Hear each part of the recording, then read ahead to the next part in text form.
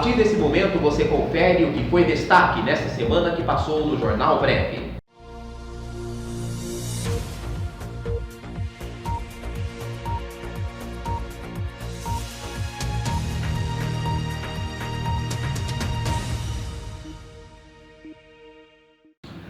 Com a pandemia, planos de saúde perdem 283 mil clientes em 2 meses.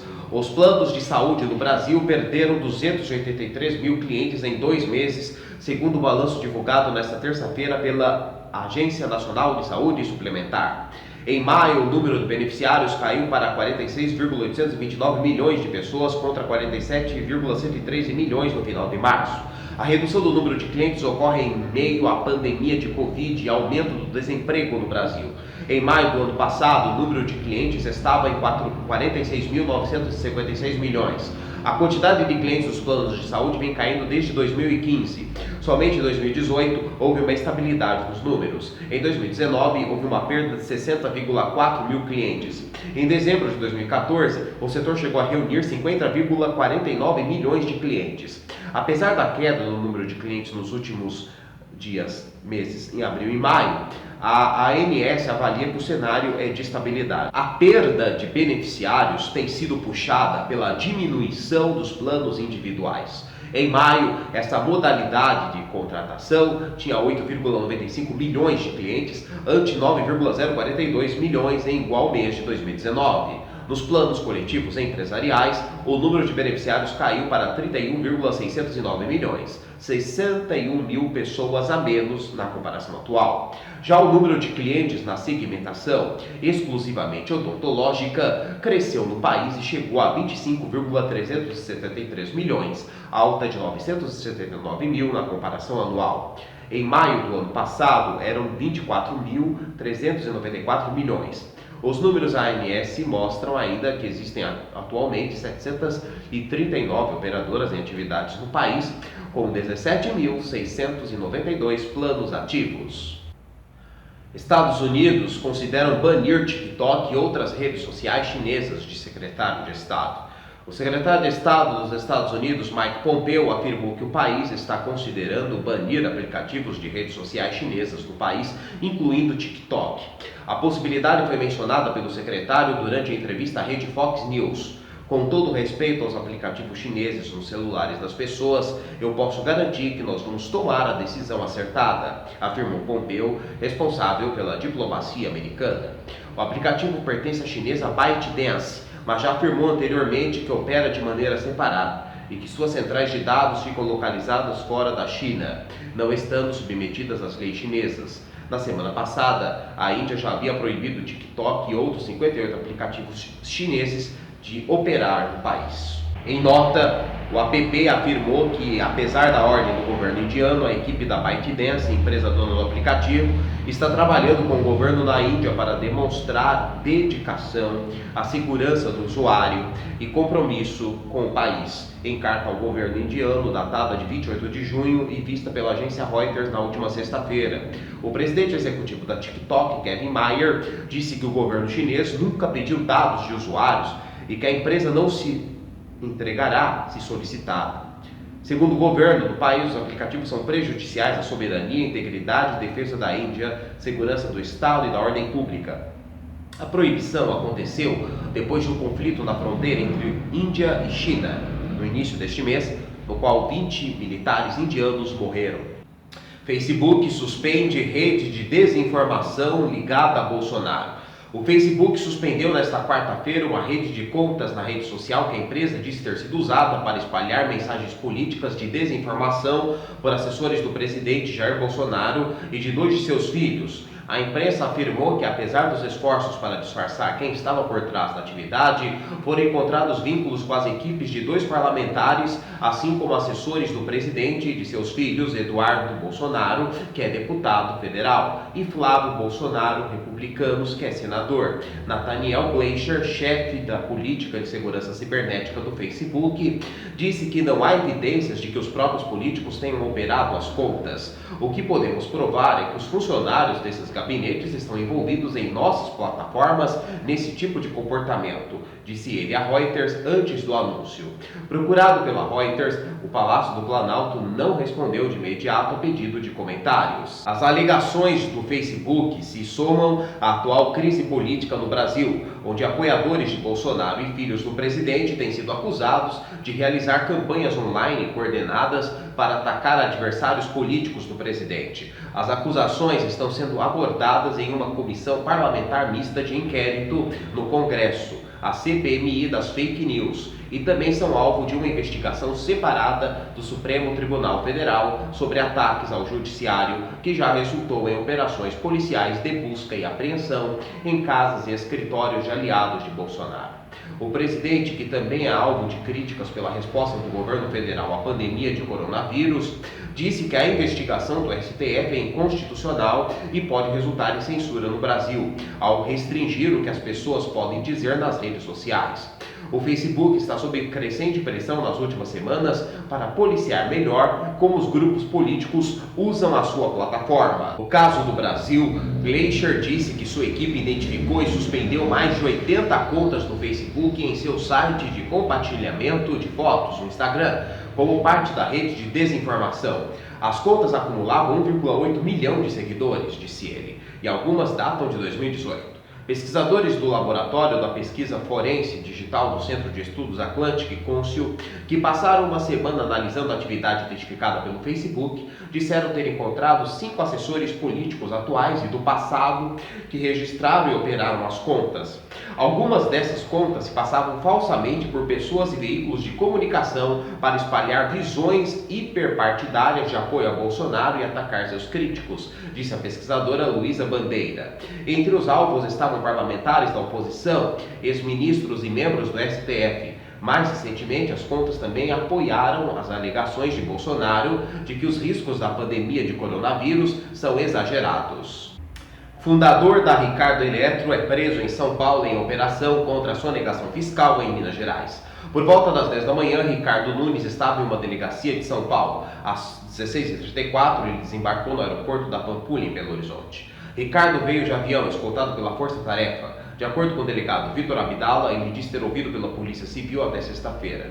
De acordo com as investigações, a rede de varejo cobrava dos consumidores, embutido no preço dos produtos, o valor correspondente aos impostos, mas não fazia o repasse ao Estado. O Ministério Público informou ainda que a empresa se encontra em situação de recuperação extrajudicial, sem condições de arcar com dívidas. Os bens imóveis do investigado não estão registrados no nome dele, mas de suas filhas, mãe e de um irmão. Ainda segundo a Força Tarefa, o crescimento do patrimônio individual do principal sócio ocorreu na mesma época em que os crimes tributários eram praticados, caracterizando lavagem de dinheiro.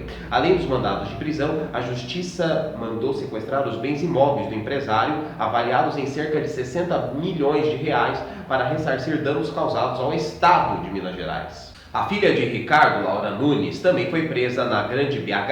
Há ainda um mandado de prisão em aberto para diretor superintendente da Ricardo Eletro, Pedro Daniel Magalhães, em Santo André. Até às 11 horas, ele ainda estava foragido. O mandado de busca e apreensão foi expedido para Rodrigo Nunes, irmão de Ricardo. A operação recebeu o nome de Direto com o Dono. De acordo com as investigações, aproximadamente 400 milhões de reais em impostos foram sonegados. A empresa Ricardo Eletro disse que se coloca à disposição para colaborar integralmente com as investigações. Além dos 3 mandados de prisão, a operação cumpre também 14 mandados de busca e apreensão. Em Minas Gerais, os mandados foram cumpridos nas cidades de Belo Horizonte, Contagem e Nova Lima. Em São Paulo, há alvos na capital e em Santo André. Ainda segundo Abdala, documentos, computadores e celulares foram apreendidos. O superintendente regional da Secretaria de Fazenda em Contagem, Antônio de Castro Vaz, disse que a empresa vinha omitindo o recolhimento de ICMS há quase uma década. O ministro do STJ concede prisão domiciliar a Fabrício Queiroz e a mulher dele, que está foragida.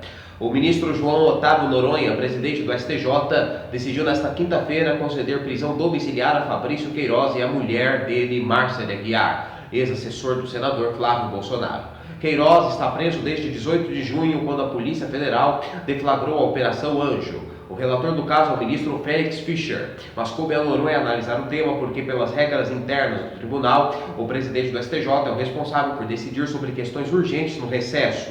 Queiroz é alvo de investigação sobre o esquema das rachadinhas na Assembleia Legislativa do Rio de Janeiro. Márcia Guiar, cuja prisão foi determinada na mesma operação, é considerada foragida. A defesa de Queiroz informou à Globo News que ele cumprirá a pena na casa dele no Rio de Janeiro, na Taquara. Os pedidos de liberdade de Queiroz e de Márcia chegaram ao STJ no dia 7, após o Tribunal de Justiça do Rio de Janeiro ter decidido enviar o caso ao Tribunal Superior. No pedido de liberdade, a defesa de Queiroz usou como argumento o atual estágio da pandemia do coronavírus. Os advogados disseram que Queiroz é portador de câncer no cólon e recentemente se submeteu à cirurgia de próstata. Outro argumento utilizado pela defesa diz respeito à documentação que comprovaria que Queiroz passou por uma cirurgia há 2 meses. Os advogados, porém, dizem não ter conseguido prontuários, laudos e relatórios médicos, porque a Santa Casa da cidade paulista de Bragança Paulista exigiu que houvesse determinação legal para a entrega dos documentos. Em 2019, Queiroz fez um tratamento no hospital israelita Albert Einstein, em São Paulo. Ele pagou R$ 133,5 mil em espécie por uma cirurgia. Ao ser preso, Queiroz disse que estava muito doente. O caseiro afirmou que ele estava no local havia mais de um ano. As autoridades suspeitam que Queiroz recebia parte do salário pago pela Alerj a funcionários do gabinete de Flávio Bolsonaro quando o senador era deputado estadual. Flávio nega a acusação. Prefeito de Seul é encontrado morto após desaparecimento. O prefeito de Seul, Park Yeol-sung, foi encontrado morto na sexta-feira, horário local, informou a agência de notícias sul-coreana Yonhap, depois que sua filha informou que ele estava desaparecido um dia antes. A agência da Polícia Metropolitana de Seul encontrou o corpo do prefeito em Mutbugak, no norte de Seul, perto de onde o sinal de seu telefone fora detectado pela última vez durante uma busca noturna. De acordo com a urgência, a filha do prefeito disse que ele desapareceu às 17h17 de quinta-feira, horário local, e que seu telefone estava desligado, informou a polícia. Park, que era prefeito de Seul desde 2011, era considerado potencial esperança presidencial para os liberais nas eleições presidenciais de 2022. Advogado de Fabrício Queiroz avalia pedir soltura do cliente ao STF. Paulo Emílio Catapreta, advogado de Fabrício Queiroz, avalia pedir ao Supremo Tribunal Federal a soltura do ex-assessor de Flávio Bolsonaro, filho do presidente Jair Bolsonaro. As informações são da Folha de São Paulo. Na última quinta-feira, o Superior Tribunal de Justiça concedeu prisão domiciliar a Queiroz e a esposa dele, Márcia Guiar, que está foragida. A decisão foi tomada pelo presidente do STJ, João Otávio de Noronha, que determinou também o uso de tornozeleira eletrônica e restrição de comunicação. O advogado de Queiroz elogiou a decisão, mas negou que prisão domiciliar seja spa de luxo, como pensam algumas pessoas. Catapreta argumenta que não há necessidade de prisão preventiva e que nem sequer houve denúncia contra o cliente. Ele ainda nega que Queiroz estivesse escondido. A justificativa do pedido de prisão domiciliar é a saúde de Queiroz. Queiroz é investigado por um esquema de rachadinha no gabinete de Flávio Bolsonaro quando ainda era deputado estadual pelo Rio de Janeiro. Ele foi preso no dia 18 de junho em Atibaia, interior paulista, em um imóvel do advogado Frederico Assef, agora ex-advogado de Flávio Bolsonaro.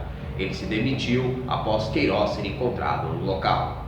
Empresários ligados ao MBL são presos por sonegação fiscal. 2 empresários ligados ao Movimento Brasil Livre foram presos nesta sexta-feira por suspeita de sonegação fiscal de mais de 400 milhões de reais em uma operação do Ministério Público e da Polícia Civil de São Paulo. Alessander Mônaco Ferreira e Carlos Augusto de Moraes Afonso, conhecidos nas redes sociais como Luciano Ayan, são acusados de criarem diversas empresas de fachada para movimentar recursos e terem movimentação financeira incompatível com a renda declarada. De acordo com a nota divulgada pelo MP de São Paulo, as evidências já obtidas indicam que estes envolvidos, entre outros, construíram efetiva blindagem patrimonial composta por um número significativo de pessoas jurídicas, tornando o fluxo de recursos extremamente difícil de ser rastreado, inclusive utilizando-se de criptoativos e interpostas pessoas. O MP afirma que há uma confusão jurídica entre as pessoas do MBL, recebimento de doações de formas suspeitas, com cifras ocultas através da plataforma Google Pagamento. Ferreira, além de registrar movimentação financeira incompatível, teria criado 2 empresas de fachada e faria doações altamente suspeitas através da plataforma Google.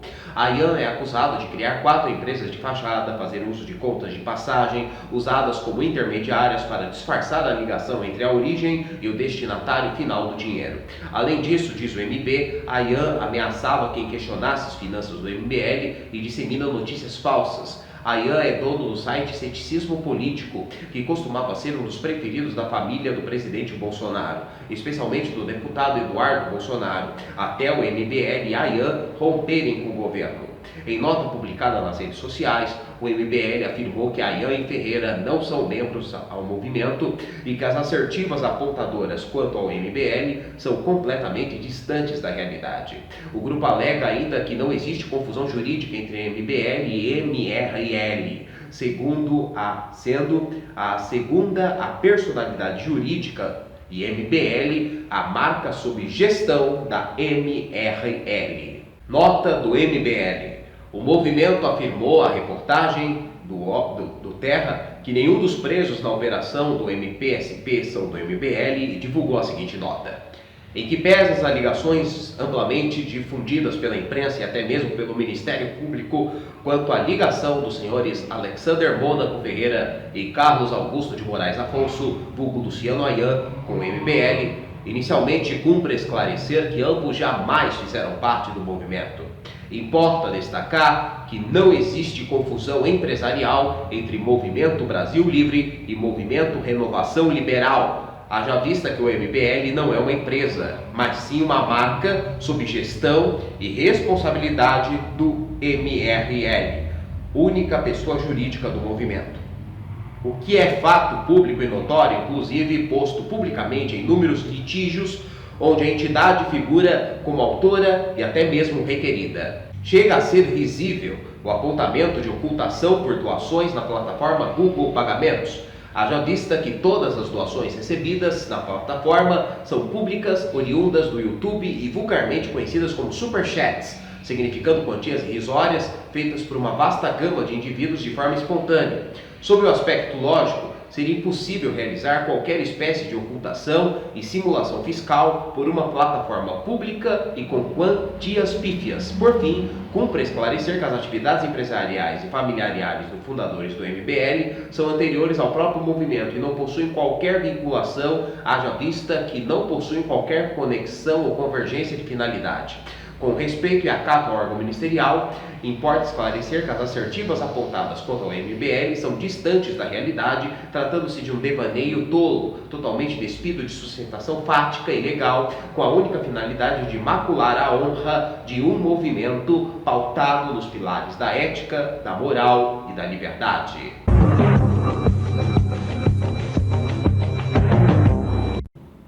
Após a aprovação da Anvisa, a terceira fase de testes de vacina chinesa contra a Covid começa dia 20. O governo de São Paulo anunciou desta segunda que o recrutamento de voluntários para a terceira fase de testes da vacina contra o coronavírus, desenvolvida pela farmacêutica chinesa de biotecnologia Sinovac, começa na próxima segunda. Na sexta, a Agência Nacional de Vigilância Sanitária liberou a nova etapa do projeto realizado pelo laboratório chinês em parceria com o Butantan. Em todo o Brasil, 9.000 voluntários serão distribuídos em São Paulo, Rio Grande do Sul, Minas Gerais, Paraná e Distrito Federal. Segundo o governador Dória, após o recrutamento, a vacina deve começar a ser aplicada em 20 de julho. Apenas profissionais da saúde que estejam na ativa poderão participar do estudo. Outros pré-requisitos são voluntários que não tenham se contaminado, mulheres que não estejam grávidas ou planejem engravidar nos próximos 3 meses e que os voluntários morem perto de um dos 12 centros de pesquisa que conduzirão o projeto. Esses novos testes da fase 3 da Coronavac, nome da vacina, serão feitos em larga escala e precisam fornecer uma avaliação definitiva da eficácia e segurança, isto é, A vacina precisa ser capaz de criar anticorpos para imunizar contra a Covid-19.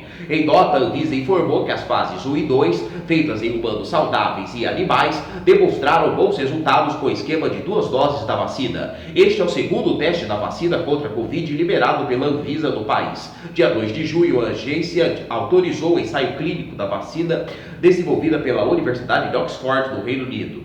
A vacina da Sinovac já foi aprovada para testes clínicos na China. Ela usa uma versão do vírus inativo. Isso quer dizer que não há presença do Covid vivo na solução, o que reduz os riscos deste tipo de imunização. Vacinas inativadas são compostas pelo vírus morto ou por partes dele. Isso garante que ele não consiga se duplicar no sistema. E o mesmo princípio das vacinas contra hepatite e a influenza. Quem muito se expõe tem muita chance de contrair, diz Mandetta sobre teste positivo de Bolsonaro para a Covid-19. O ex-ministro da Saúde, Luiz Henrique Mandetta, comentou o teste positivo de Jair Bolsonaro para a Covid-19 divulgado nesta terça em entrevista à Globo News. Segundo ele, quem muito se expõe tem muita chance de contrair. É mais uma confirmação de que a doença está em circulação extremamente ativa. Agora a gente torce pela recuperação. O presidente informou nesta terça-feira que seu exame para detectar se está com Covid-19 deu positivo. O presidente afirmou que chegou a ter febre de 38 graus, mas que à noite a temperatura começou a ceder. Relatou também que sentiu mal-estar e cansaço. Ele disse que agora está se sentindo perfeitamente bem. De acordo com Bolsonaro, ele tomou a cloroquina, remédio que vem defendendo como tratamento para a Covid-19, e que não há comprovação científica da eficácia da hidroxicloroquina para a doença. Bolsonaro já havia informado a apoiadores na segunda-feira que estava com febre e dores no corpo e por isso decidiu fazer o exame. Ele também disse que fez uma radiografia e que o pulmão estava limpo. O presidente tem 65 anos e faz parte da faixa etária considerada por especialistas como grupo de risco. Ele informou que nos próximos dias vai despachar por videoconferência na residência oficial do Palácio da Alvorada e que talvez receba auxiliares para assinar documentos. Bolsonaro cancelou viagens que faria à Bahia e a Minas Gerais. O presidente fez o anúncio do resultado do exame para a TV Brasil e mais 2 emissoras. Nenhuma outra emissora foi convidada. Ao final do anúncio, ele se afastou alguns passos dos repórteres e tirou a máscara. Mostrou o rosto, disse estar bem e pediu cuidado aos mais idosos. Transmissão pelo ar pode acontecer em procedimento médico, diz o OMS. A OMS informou nesta quinta-feira que a transmissão do novo coronavírus pelo ar pode ocorrer durante procedimentos médicos que geram aerosóis. Segundo a organização, de alguns relatos de casos de Covid-19 relacionados a espaços internos lotados sugeriram a possibilidade de transmissão por aerosol, combinada com a transmissão por gotículas, como em restaurantes, aulas de ginástica ou durante ensaios de coral. A OMS reconheceu na terça evidentes emergências da propagação do novo coronavírus pelo ar, depois que um grupo de cientistas pediu que a organização atualizasse suas orientações sobre como a doença respiratória se espalha. A OMS anunciou que está montando um painel independente para revisar sua consulta em relação à pandemia de Covid-19 e a resposta dada pelos governos. O anúncio foi feito após Donald Trump acusar a instituição de ter viés favorável à China e da notificação formal do governo norte-americano na terça-feira de que se desligará da agência dentro de 1 ano. A ex-primeira-ministra da Nova Zelândia, Helen Clark, e a ex-presidente da Libéria, Ellen Johnson Sirleaf, concordaram em liderar o painel e escolher seus membros, disse o diretor-geral da OMS, Tedros Adhanom, em reunião virtual com representantes dos 194 países membros da organização. Ao participar da reunião, Helen Clark disse que a atribuição só pode ser descrita como excepcionalmente desafiadora.